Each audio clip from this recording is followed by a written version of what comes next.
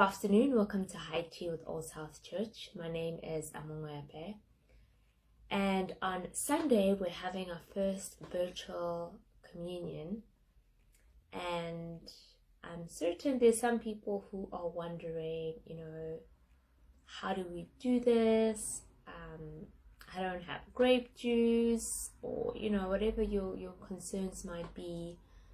Well, I'm here to let you know that for communion, you can absolutely use whatever you have at your disposal, whatever it is that has symbolic meaning for you, and just whatever you have.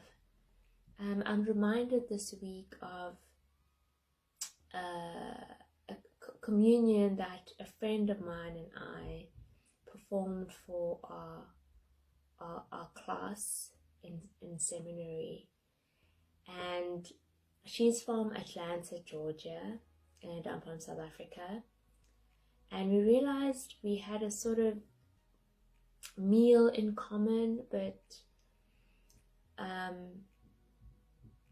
and so we made this meal for our class and had a liturgy around it.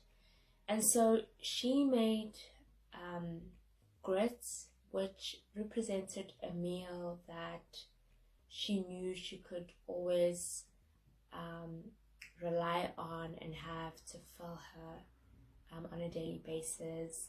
And I made what we call porridge for my class. They don't have that in the US, but it's sort of like grits, but not really. And it's made from millie meal.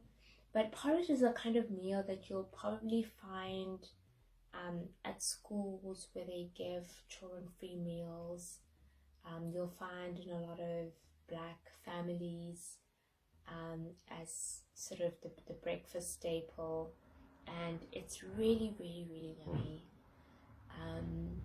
and very filling. And so so I made my class porridge, she made her class the class grits, and everyone went around and got to have a little bit of both. And we led everyone in a communion liturgy over that. And I say that to just say, whatever it is that you have at your disposal is good to go. And so I'm going to show you some of the things that I have here today. So I don't have juice because I don't really drink juice, but I have some things, some liquids that I can use. So I have water in here, I have some milk, and I have some tea, rooibos tea, and maybe you can let it cool down for a little bit if you decide to use tea on Sunday. And in here I have some rice, I have bread with peanut butter if you want to spice up your communion a bit, plain bread, and some crackers.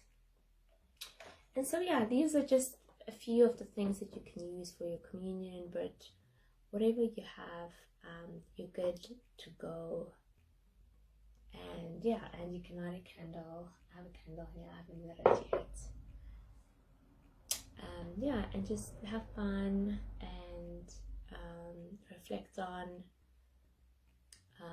some of the maybe foods or liquids that have meaning for you. And so maybe you might want to use that for your communion. But whatever you have, God is there, God is in it. Thank you for listening in today.